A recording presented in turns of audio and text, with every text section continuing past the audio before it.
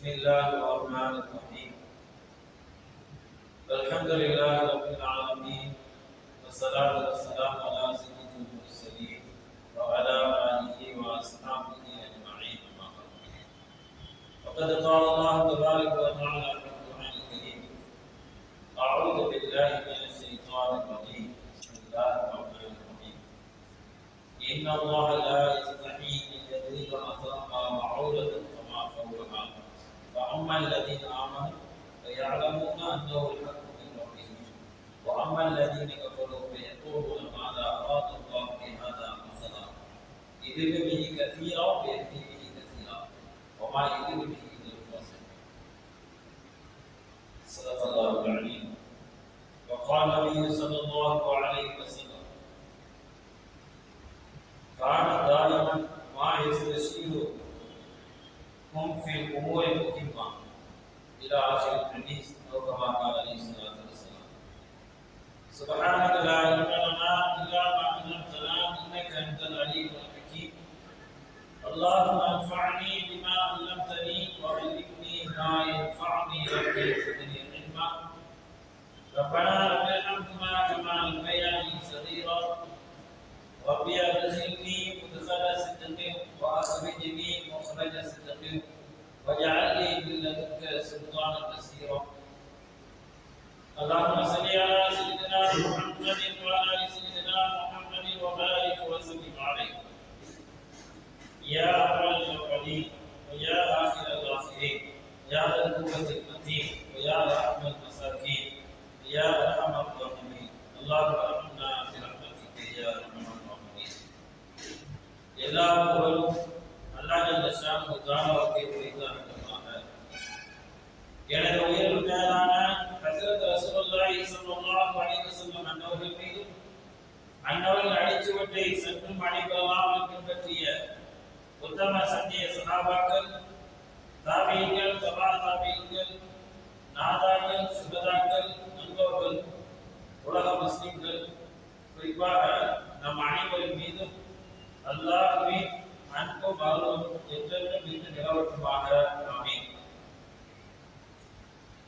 கணிதத்துக்குரிய அல்லாஹ்வின் நல்லடியார்களே,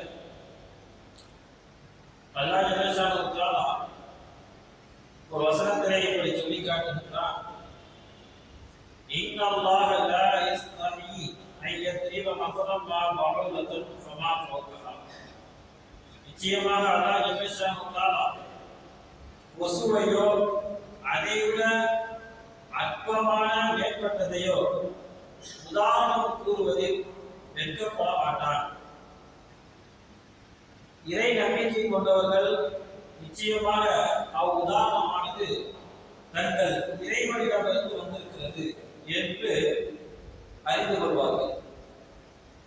அதே நேரத்தில் இறை நம்பிக்கை காப்பீர்களோ இந்த உதாரணத்தின் மூலமாக அல்லாஹ் என்ன நாடுகிறார் என்று ஏராளமாக கேட்பார்கள் என்று இந்த வசனத்தில் அல்லாஹ் சொல்லி காட்டுகிறார். பொதுவாக அல்லாஹ்வுடைய நியதி என்னவென்றால், ஒரு பெரிய படையை அழைக்க வேண்டும், ஒரு பெரிய விஷயத்தை சரி செய்ய வேண்டும் என்று சொன்னால் சாதாரண ஒரு சின்ன பொருளை கூட என்ன செய்து விடுவான், அழைத்து விடுவான், சரி செய்து விடுவான். உதாரணம் ஏராளமாக இருக்கிறது. பிரபலியமான உதாரணம் நமக்கு தெரியும். கௌபத்துல்லாவை இழுப்பதற்காக ஆபிரகாம் வந்த நேரத்தில் அவருடைய யானைப்படையை அல்லாஹ் ஜல்ல ஷானஹு தஆலா சாதாரண அபாபில் என்ற பறவையினுடைய கால்களில் இருக்கக்கூடிய கற்கை மூலமாக அல்லாஹ் என்ன செய்யான், யானைப்படையை அழித்திருந்தான். யானைப்படையை அழித்தது எது என்று சொன்னால் அபாபில் என்று சொல்லக்கூடிய அந்த சின்ன பறவை. இந்த வசனத்தில் அல்லாஹ் சொல்லி காட்டுகிறான், அல்லாஹ் எப்பேற்பட்ட உதாரணத்தையும் சொல்லுவான், அதற்கு அவன் வெட்கப்பட மாட்டான். கொசுவை பற்றி சொல்லுவான், உதாரணமாக ஈயை பற்றி சொல்லுவான், அதற்கெல்லாம் அல்லாஹ் வெட்கப்பட மாட்டான். அது சில தத்துவங்களும் சத்தியங்களையும் அல்லாஹ் எடுத்து சொல்லுவான். ஈமான் கொண்டவர்கள் அதன் மீது நம்பிக்கையை அதிகப்படுத்திக் கொள்வார்கள். காபிர்கள் ஏளனம் செய்வார்கள். அல்லாஹ் ஜல்ல ஷானஹு தஆலா அப்படித்தான் இந்த உலகத்தை நடாத்தி கொண்டிருக்கிறார். எதையுமே ஒரு சாதாரணமாக கருதக்கூடாது, கருத முடியாது. அல்லாஹ்வுடைய ஏற்பாடும்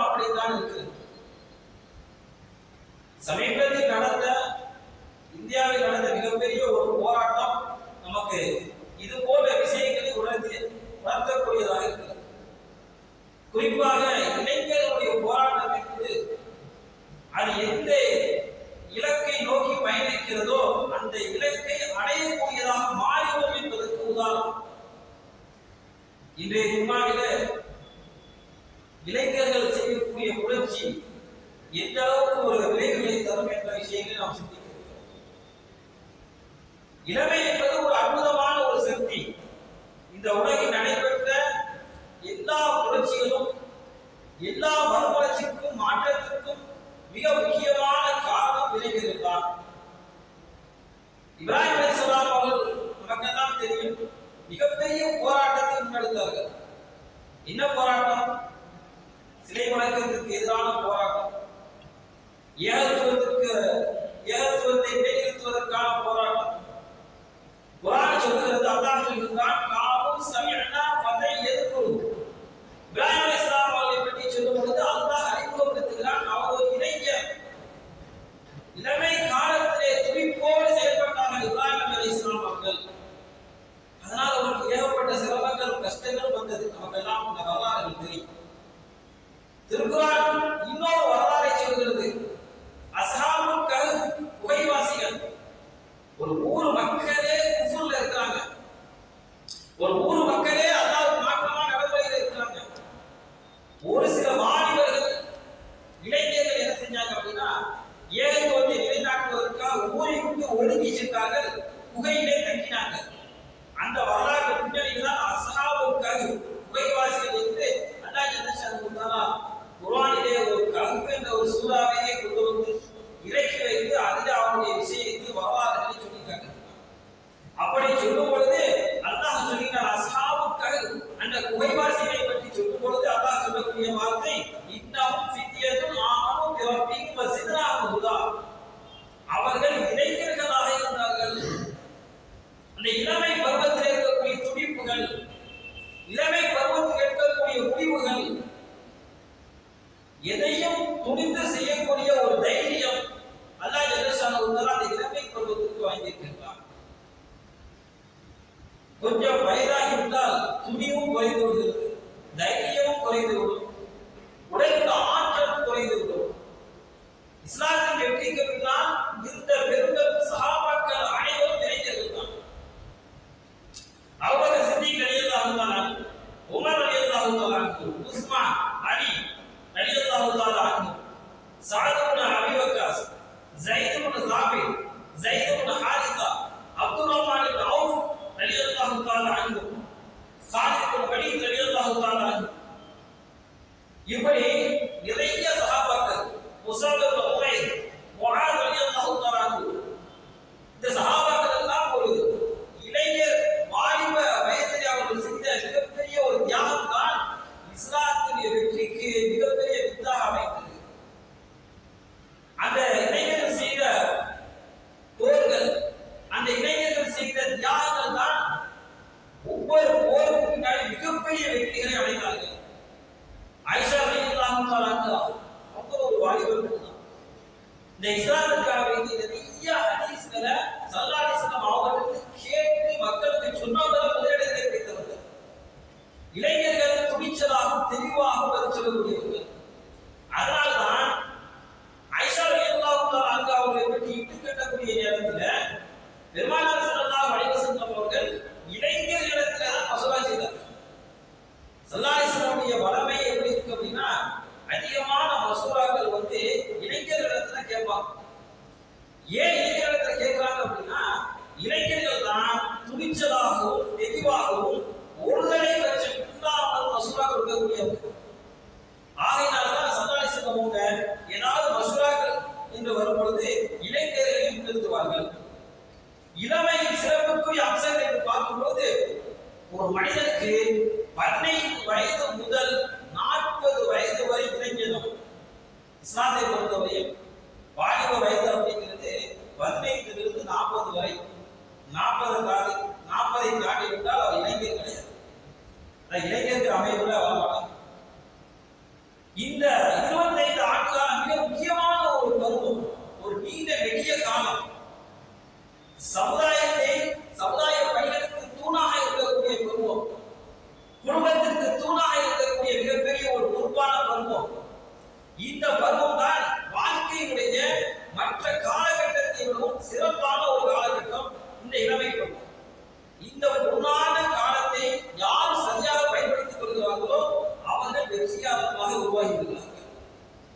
இந்த 15 முதல் 40 வரை யாரெல்லாம் சரியில்லாமல் நடந்து கொள்கிறார்களோ, தன்னுடைய பாதைகளை தடுமாற்றத்தை சந்திக்கிறார்களோ, 40 வயதுக்கு பிறகு அல்லாஹ்வுடைய நாட்டம் அவர்கள் எப்படி பயணிக்க போகிறார்கள் என்பது அல்லாஹ்வுடைய அந்த கலாக்கத்தில் என்ன எழுதப்பட்டிருக்கிறதோ அதன்படிதான் நடக்க போகிறது. முயற்சி என்பது இந்த இளமை பருவத்தில் கண்டிப்பாக இருக்க வேண்டும். சரியாக இந்த காலகட்டத்தை பயன்படுத்திக் கொள்வதற்கு வழி என்ன? முதல் விஷயம், சரியான இலக்கு வேணும். இன்றைய உலகத்துல இல்லாத மக்களிடத்திலும் மிகப்பெரிய நோக்கம் இருக்குது, இளைஞர்களிடத்துல இலக்கு இருக்குது, லட்சியம் இருக்குது. ரொம்ப கவலைக்குரிய விஷயம் என்ன அப்படின்னா, நம்முடைய இஸ்லாமிய சமுதாயத்தினுடைய இளைஞர்களிடத்துல அந்த இலக்கு குறைவு. 100 இளைஞர்கள் இருக்கிறார் என்று சொன்னால் ஒரு 10 நபர்கள் தான் ஒரு இலக்கு இருக்குது. இங்கே வேற நம்ம பகுதியிலே இருந்து 15 இருந்து ஒரு 25 வயதுள்ள இளைஞர்கள் ஒரு ஒன்று சேர்த்து பெரியவங்க யாராவது ஒரு முன்னெடுப்பு எடுத்து கேளுங்க, உங்களுக்கு என்னப்பா எய்ம் என்ன, ஒரு இலக்கு என்ன அப்படின்னு கேளுங்க. அதுல ஒரு 10 பேர் தான் ஒரு இலக்கோடு இருப்பாங்க. பாக்கி எல்லாருமே ஏதோ படிக்கணும், ஏதோ வேலைக்கு போறோம், காசு வரம் நிறைய கிடைக்கிறதா, அதுதான் இலக்கு என்று இளைஞர்கள் முன்னேறி கொண்டிருப்பார்கள். ஆனால் அந்த இளைஞர் சமுதாயத்துக்கு எந்த பிரயோஜனத்தை தராது. காசு வரம் என்பது வேணும்தான், ஆனால் நம்முடைய இலக்காக அது வாழ்ந்துவிடக்கூடாது. அதே போல துடிப்பான செயல்பாடு இருக்கும் இளைஞர்கள். இன்னைக்கு சோம்பேறித்தனமான இளைஞர்கள் உருவாகி கொண்டிருக்கிறார்கள். காரணம், செல்போனும் மற்ற தேவையற்ற காரியங்களில் ஈடுபடுவதன் காரணமாக இளைஞருடைய துடிப்பே குறைந்து போச்சு. அடுத்ததாக நல்லொழுக்கம். எந்த இளைஞர்களுக்கு நல்லொழுக்கம் இருக்குமோ அவர்கள் தான் முன்னேற முடியும். இன்றைய இளைஞர்கள் போதையிலும் ஆபாசத்தில் தெரிந்திருக்கிறார்கள். ஒவ்வொரு ஸ்கூலு, காலேஜ் சர்வே எடுத்து பார்த்தா தெரியும், போதைப் பொருளுடைய தாக்கம் அதிகமாக இருக்கிறது, ஆபாசத்துடைய தாக்கம் அதிகமாக இருக்கிறது. இதன் காரணமாக இளைஞருடைய முன்னேற்றம் என்பது மிகப்பெரிய அளவில் முன்னோக்கி சென்று கொண்டிருக்கிறது. இளைஞர் என்ன நினைக்கிறார்கள்? இன்னொரு இஷ்டப்படி வாழக்கூடிய சுத்திமதி சொல்லக்கூடிய விஷயம் தான். ஒவ்வொரு வீட்லையும் பிள்ளைகள் இருக்காங்க. அவங்க சொல்லக்கூடிய இந்த விஷயம் என்ன அப்படின்னா, ஏன் இஷ்டப்படி விட்டுருங்க, எனக்கு என்ன தோணுதோ அப்படி விட்டோம் அப்படின்னா இன்றைய நவீன காலத்திலே மிகப்பெரிய சீரழிவை சந்தித்து வருகிறார்கள். தான் இஷ்டப்படி நடக்க நினைக்கக்கூடிய இளைஞர்களுக்கு பெருமானார் ஸல்லல்லாஹு அலைஹி வஸல்லம் அவர்கள் நிறைய அறிவுரைகள் சொல்லியிருக்கிறார்கள். ஒரு இளைஞர் வந்தார், பெருமானார் ஸல்லல்லாஹு அலைஹி வஸல்லம் அவர்களிடத்தில் வந்தார். வந்த இளைஞர் கேட்கிறார், யா ரசூலல்லாஹ், எனக்கு ஜினா விபச்சாரம் புரிவதற்கு அனுமதி கொடுங்க கேட்கிறார். இதே மற்ற நபரா இருந்தாங்க அப்படின்னா உடனே ஏதாவது பேசிருப்பாங்க, அவரை திட்டிருப்பாங்க. ரசூலுல்லாஹி ஸல்லல்லாஹு அலைஹி வஸல்லம் என்ன செஞ்சாங்க? இங்க வாங்க, என் பக்கத்துல உட்காருங்க. உட்கார வச்சுட்டு அந்த இளைஞரை பார்த்து கேட்டாங்க, உன்னுடைய தாய் வேற ஒருவருடைய தாயிடத்திலே வேற ஒரு விபச்சாரம் புரிவதை நீ விரும்புவாயா அப்படின்னு கேட்கலாம். அந்த இளைஞர் சொன்னார், அப்படியே அதிர்ச்சியாயி, யார சொல்றதா நான் விரும்ப மாட்டேன். அதே மாதிரிதான் மக்கள்ல யாருமே அவருடைய தாயோட மற்றவர் விபச்சாரம் புரிவதை விரும்ப மாட்டாங்க. இதுக்கு 2வது கேள்வி சதாரத்தில் கேட்கிறாங்க, உன்னுடைய பிள்ளை, பெண் பிள்ளை, உன்னுடைய மகள் இருக்கிறாங்க, அந்த மக்களோட வேற யாராவது விபச்சாரம் புரிவதை விரும்புறியான்னு கேட்கிறாங்க. உடனே அந்த இளைஞர் ஆடி பேசினாங்க, அது விரும்ப மாட்டேன். அதே மாதிரிதான் மக்கள்ல யாருமே தன்னுடைய மகளோடு வேற ஒரு விபச்சாரம் புரிவதை விரும்ப மாட்டாங்க. வரிசையை கேட்கிறாங்க, உன்னுடைய சகோதரி, உன்னுடைய மாமி, உன்னுடைய சின்னம்மா விரும்புறியா? விரும்ப மாட்டேன். எப்படி அறிவுபூர்வமான விஷயங்களே அந்த இளைஞர்களிடத்தில் சொன்னாங்க. வந்தவரை நேரா வந்தவன கேட்டு சொல்லியிருக்கலாம், எவ்வளவு பெரிய காரியத்தை கேட்கிற அப்படி திட்டி அனுப்பிச்சிருக்கலாம். ஆனா ஸல்லல்லாஹு பக்கத்துல உட்கார வச்சு அந்த இளைஞருக்கு புரியும்படி சொன்னாங்க, அவருடைய மனதில் படும்படி சொன்னாங்க. ஸல்லல்லாஹு கடைசியா ஸல்லல்லாஹு அந்த வந்த இளைஞருடைய நெஞ்சில கையை வச்சு அல்லாஹ் என்ன செஞ்சாங்க, துஆ செஞ்சாங்க, யா அல்லாஹ் இந்த இளைஞருடைய பாவத்தை மன்னிச்சிரு, இவருடைய உள்ளத்தை திசை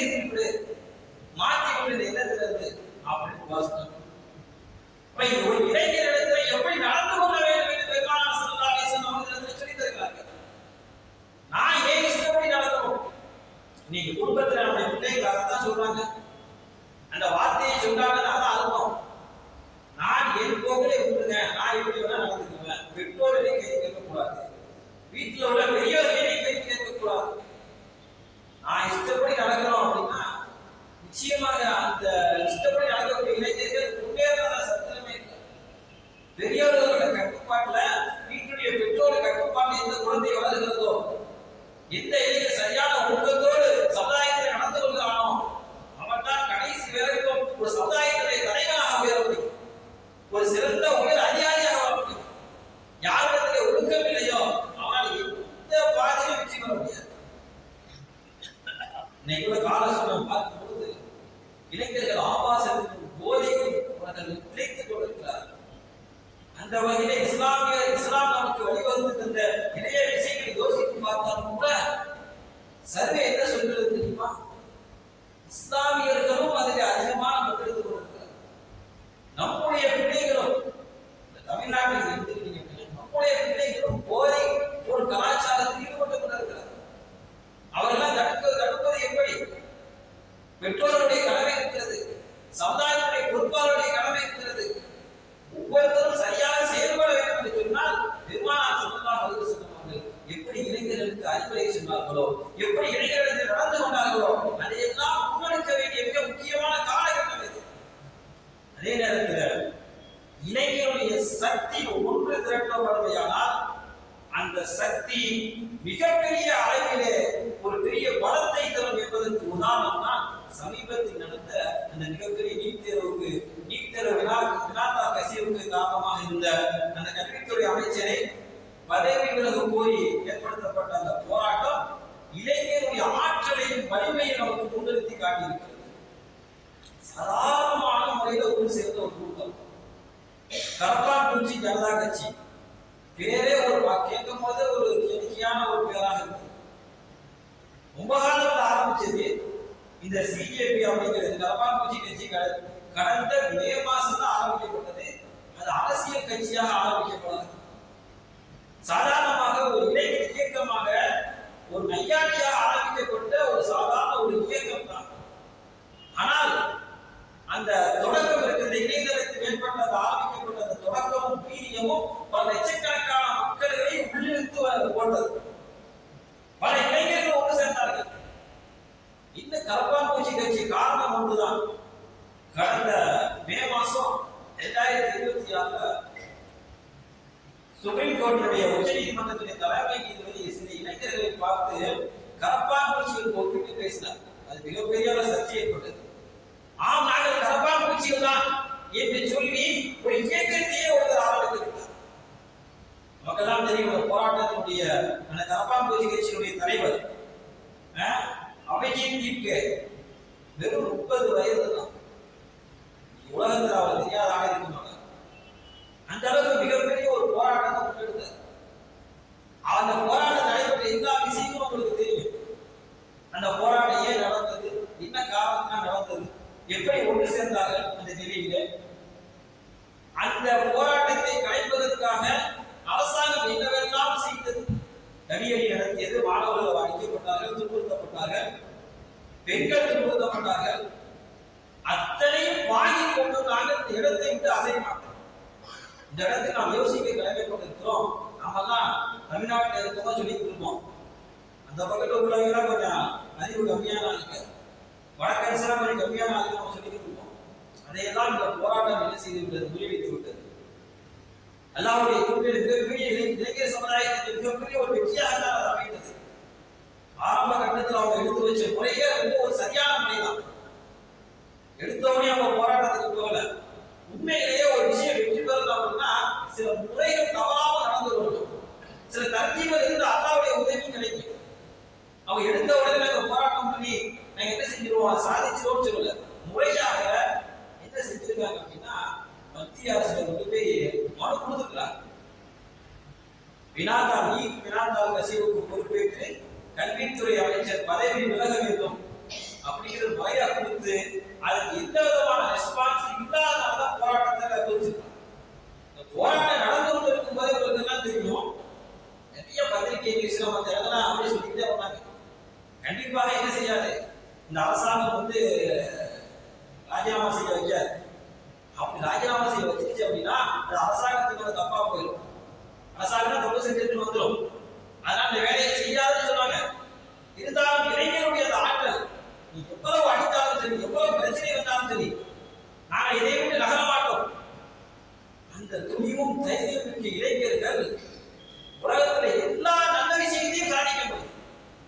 அது இஸ்லாமிய இளைஞர்களாக இருந்தாலும் சரி, மற்ற இளைஞர்களாக இருந்தாலும் சரி, அவ்வளவு ஆற்றலுக்கு சொந்தக்காரராக இருக்கக்கூடிய இளைஞர் பருவம், இளமை பருவம் இன்று இவ்வளவு மோசமான நடவடிக்கை ஈடுபட்டு கல்வியில பின்னைக்கு இருக்கிறோம், வேலை வாய்ப்புல பின்னைக்கு இருக்கிறோம். குறிப்பா நமக்கு தான் கவலை. இஸ்லாமிய சமுதாயம், நீங்க நம்ம பிள்ளைகளை படிக்கக்கூடிய படிப்புகளை கொஞ்சம் ஆய்வு செஞ்சு பாருங்க. நம்ம நினைச்சுக்கிட்டு நல்லா சிறந்த ஸ்கூல்ல படிக்க வச்சிருக்கோம் அப்படின்னு சொல்லிட்டு அவங்க படிப்பை நீங்க ஆய்வு செஞ்சு பாருங்க. ஒரு நல்ல ஒரு ஸ்கூலுக்கு போயிட்டு வராங்க பிள்ளைங்க, அவங்கள்ட்ட ஒரு சரியான ஒழுக்க நெறிகள் இல்லை. எப்படிதான் கொண்டு வர்றதுங்கிறதே இந்த காலகட்டத்தில் ரொம்ப யோசனையா இருக்கு. அந்த அளவுக்கு இளைஞர்கள் மிக மோசமாக உருவாக்கி வருகிறார்கள். இவ்வளவு வலிமை அவங்களுக்கு தெரியுமா? போராட்டத்தில் இறங்கினாங்க, உறுதியா நின்றாங்க, வெற்றி பெற்றாங்க. ஆனா இந்த போராட்டத்தில் நிறைய விஷயங்கள் நடந்திருக்கிறது. அதை நீங்க நிறைய வீடியோக்கள் நீங்க பார்த்துக்கலாம். அதுல ஒரு முஸ்லீம் சகோதரர் தொடும் பொழுது ஒரு இந்து சகோதரர் என்ன செய்வாரு, வீசி கொண்டிருப்பாங்க. அங்கே கூட ஒற்றுமை. இந்த கர்பான் பூச்சி கட்சியினுடைய நிறுவனங்கள் சொல்லும் பொழுது இந்த தயவு செய்து என்ன செய்ய அரசியலாக்கிறாங்க, இந்து முஸ்லிமுடைய அரசியலாக்கிறாதீங்க அப்படிங்கிற ஒரு ஸ்டேட்மெண்ட் கொடுத்துருக்காரு. அதே மாதிரி என்னைய ஹீரோ வைக்கிறாதீங்க, இந்த போராட்டத்தை என்னைய ஹீரோ வைக்காதீங்க, எல்லாரும் சேர்த்து தான் நாம் போராடி வச்சிருக்கோம். நமது நாட்டில் உள்ள படிக்கும் இளைஞருடைய மிகப்பெரிய ஒரு கனவு டாக்டர் ஆகுது. இன்னைக்கு பணக்காரர்கள் எத்தனை கோடி கொடுத்தாவது தன்னுடைய பிள்ளை டாக்டர் ஆகிவிட வேண்டும் என்றெல்லாம் நினைக்கக்கூடிய வாய்ப்பு அது. ஆனால் மக்களின் உயிரோடு விளையாடக்கூடிய அந்த மிகப்பெரிய பணிக்கு சில சரியான ஆட்களை தேர்வு செய்ய வேண்டும் என்பதற்காக தான் 12வது மதிப்பெண்களில் யார் அதிக மதிப்பெண் இருக்கிறாங்களோ, நல்லா படிக்கிறாங்களோ, இந்த மருத்துவராக ஆகுவதற்கு யாருக்கு தகுதி இருக்குதோ, படிக்கக்கூடிய தகுதி யாருக்கு இருக்கிறதோ என்றெல்லாம் பார்த்துதான் இதற்கு முன்பாக 12வது +2 தேர்வுடைய அடிப்படையில் மதிப்பெண் அடிப்படையிலே மருத்துவ சீட்டுகளை வழங்கப்பட்டது. அதனால சாதாரண ஏழை எளிய மக்களுக்கு கூட படிச்சாங்க. நீங்களாம் முன்னாடி பார்த்துக்கலாம். சாதாரண கூலி தொழிலாளர்கள் மகள் என்ன செய்வாங்க, டாக்டராக சொல்லுவாங்க. சாதாரண வேலையில் இருக்கக்கூடியவங்க கூட என்ன அந்த மருத்துவ படிப்பு படிக்கக்கூடிய வாய்ப்பு இருக்கு. தமிழ்நாடு பொறுத்தவரை மருத்துவத்துறையில் மிகப்பெரிய முன்னேற்றம் அடைந்திருக்கிறது. அதையெல்லாம் நீக்கி தள்ளிவிட்டு கொண்டு வந்த நீட் தேர்வு இருக்கிறதே மிக கடுமையான நடைமுறை. இது கொண்டு வந்து புகுத்தியது 12ஆம் வகுப்புடைய தேர்வை எல்லாம் தூக்கி எறிந்துவிட்டு, குறிப்பாக 12வது எவ்வளவு மதிப்பெண் எடுத்திருந்தாலும் கூட நீட் தேர்வுல ஃபெயில் அப்படின்னா அவங்களால மருத்துவ கல்வி அப்படியே விட்டுற வேண்டியதான். சின்ன வயதிலிருந்து படிக்கக்கூடிய அந்த பிள்ளைகள் நான் நல்லா படித்து டாக்டராக வேண்டும் என்ற கனவோடு படித்த பிள்ளைகள் +2 அதிகமான மதிப்பெண்கள் எடுத்தும் கூட நீட் தேர்வில் எடுத்த மதிப்பெண் குறைவினால் மருத்துவத்துறை கிடைக்காத காரணமாக தற்கொலை செய்து கொண்ட இளைஞர்கள் நம்முடைய பிள்ளைகள் இத்தனை. அதிலும் குறிப்பாக இவ்வளவு பிரச்சனை இருந்தும் கூட நீட் தேர்வுக்கு போற பெண் பிள்ளைகள் எந்த அளவுக்கு சோதிப்பாங்க, தோடு கம்மல் எல்லாத்தையும் கலக்கி பார்ப்பாங்க. அந்த அளவுக்கு ரொம்ப ஸ்ட்ரிக்டா நடக்கணும் அப்படின்னு வச்சிருந்த அந்த நீட் தேர்வுடைய வினாத்தாள் கசிவுங்கிறது எவ்வளவு பெரிய ஒரு மோசம். கடந்த ஆண்டு அந்த நீட் தேர்வு வினாத்தாள் கசிவு காரணமாக அந்த எக்ஸாமே ரசித்தது. மறுபடியும் எழுதினாங்க, அதுல எத்தனை பேர் ஃபெயில் ஆகுவாங்க. இப்ப எவ்வளவு பெரிய மன உளைச்சல் இந்த மாணவர்கள் ஆராயினாங்க. இப்ப இதையெல்லாம் பார்த்து கூட இந்த இளைஞர் சமுதாயம் எடுத்த மிகப்பெரிய ஒரு முன்னெடுப்பு தான் இந்த போராட்டம். அல்லாஹ்வுடைய கிருபையில அந்த போராட்டம் வரல அப்படின்னா நிறைய மக்களுக்கு அந்த விஷயமே தெரியாம இருக்கு, என்ன நடந்துட்டு இருக்குது அப்படிங்கிறது தெரியாம இருக்கு. இந்த அளவுக்கு கேள்விப்படி நிறைந்த இந்த நீட் தேர்வுல சர்வ சாதாரணமாக இப்படி வினாத்தாள கசிய விட்டதுக்கு எவ்வளவு பெரிய ஒரு தவறான விஷயம் அப்படிங்கிறது இந்த உலகத்துக்கு உணர்த்தக்கூடிய இளைஞர்களாக இந்த இளைஞர்கள் ஆகியிருக்கிறார். அல்லாஹ் அவ்வளவு பெரிய வலிமையும் ஆற்றலையும் இளைஞர்களுக்கு வழங்கியிருக்கிறார். ஆனால் அதே நேரத்தில் இந்த போராட்டத்தை யோசிக்க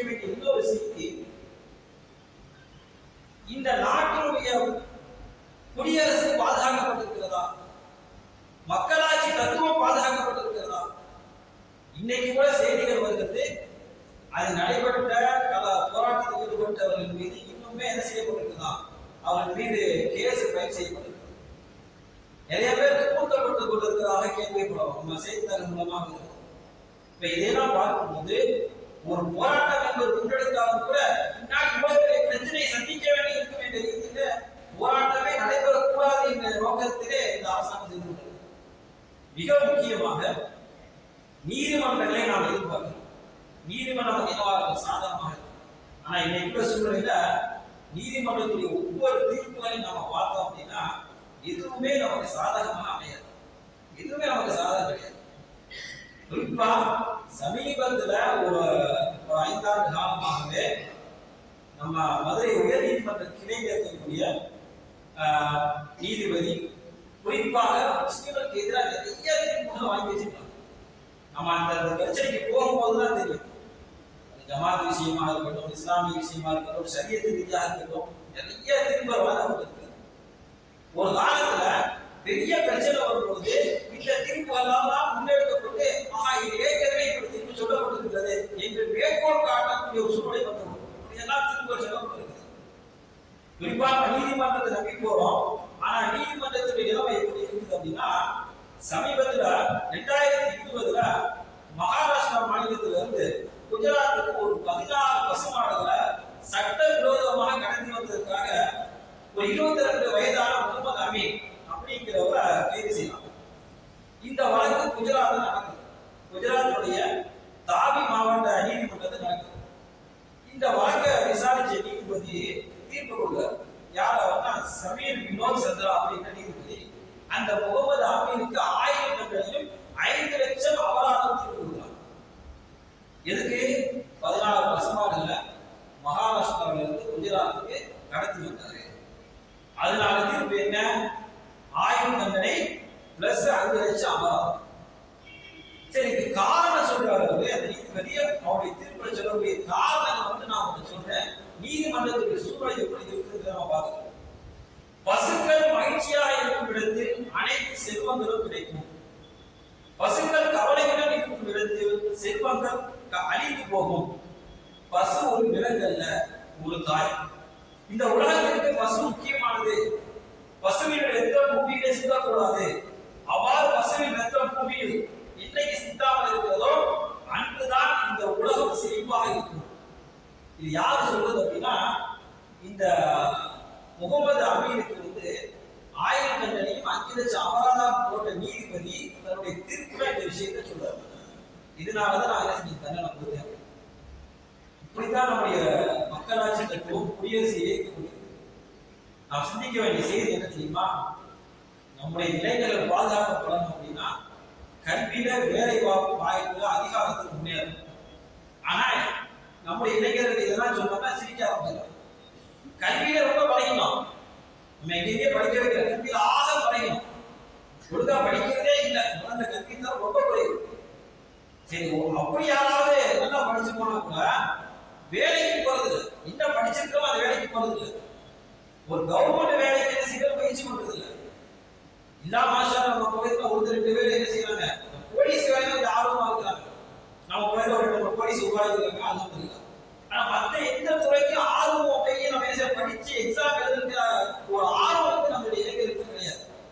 எப்படியாவது காசு சம்பாதிச்சுக்கிறது. அதனால நம்ம வேலையில வாய்ப்பு முன்னேறல, அதிகாரத்தில் நம்ம முன்னேறல. எந்த துறையும் நம்ம குறிப்பாக நீதிமன்றம் நம்ம கிட்ட எத்தனை வழக்கறிஞர்கள் இருக்கிறாங்க, நம்ம கிட்ட எத்தனை நீதிபதிகள் இருக்கிறாங்க. நமக்கு ஒரு பிரச்சனை அவ்வளவு வாதாட போறாங்க. ஆனா சரியான வாதத்தை எடுத்து வைக்கக்கூடிய நீதிபதி, அதாவது குறிப்பாக இஸ்லாம் சமுதாயத்திற்காக வேண்டி சரியான முறையில தெளிவாக திறமையாக வாராடி தீர்க்கக்கூடிய நீதிபதி நம்ம கிட்ட இல்லை. இன்னும் நம்முடைய உருவாக இருந்துட்டே போனோம் அப்படின்னா முன்னோக்கி போய்கொண்டே இருப்போம். அல்லாஹ் ஜல்லஷானுஹு நம்முடைய இளைஞர்களுக்கு எல்லா விதமான விழிப்புணர்வுகளையும் கல்வி அறிவு ஆற்றலையும் வழங்கி ஒரு சிறந்த ஒரு முன்மாதிரியான இளைஞர்களாக நம்முடைய இளைஞர்கள் அல்லாஹ் ஜல்லஷானுஹு ஆக்கி அருள்வானாக. ஆமீன். வாசல் தவால் அல்ஹம்துலில்லாஹி ரப்பில் ஆலமீன். அஸ்ஸலாமு அலைக்கும் வரஹ்மத்துல்லாஹி தஆலா வபரகாத்துஹு.